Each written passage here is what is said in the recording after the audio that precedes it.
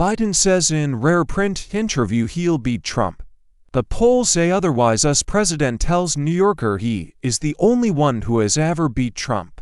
But clear majorities think he is too old for second term. In a rare print interview, Joe Biden addressed fears over his chances of victory in the coming US presidential election and said he was the only one who has ever beat his likely Republican challenger, Donald Trump, adding, "And I'll beat him again." That the president was voicing a conviction at odds with most polling, in which clear majorities think that at 81 he is too old for a second term, and narrow majorities put Trump ahead in a general election matchup. Biden was in conversation with Evan Osnos of The New Yorker, whose short biography of Biden was published in 2020, the year the former senator and vice president secured the Democratic nomination at his third attempt and then beat Trump.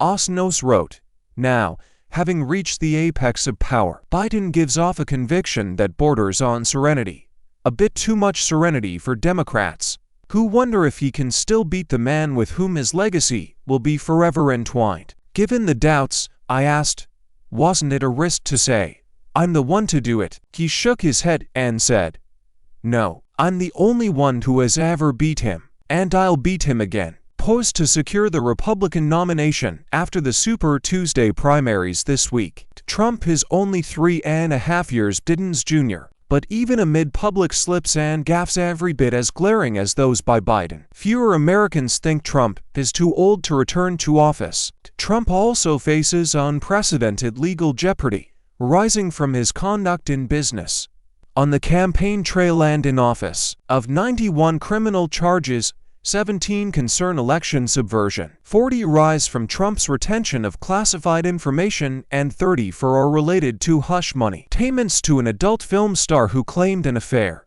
Trump also faces multi-million-dollar civil fines over his business affairs and a rape allegation a judge called substantially true.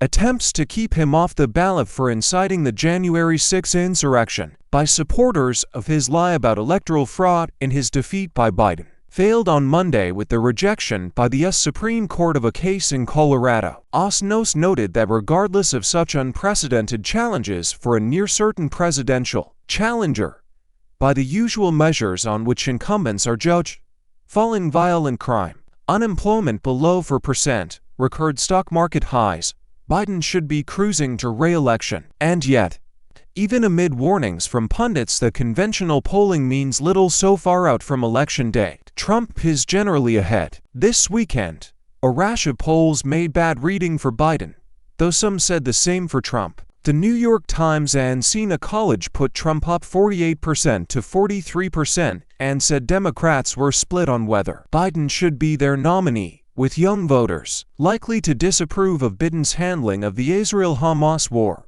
expressing particular doubt. CBS News and YouGov said most voters favored Trump on the economy, regardless of such conditions as outlined by Osnos, and also Trump's record, thanks to COVID-19, of leaving office to 9 meters jobs down and with unemployment at 6.3%. Fox News put Trump up 2 points in a general election matchup, and ahead with voters on the economy and immigration, the latter issue one on which he recently forced congressional Republicans to tank a hardline, bipartisan deal.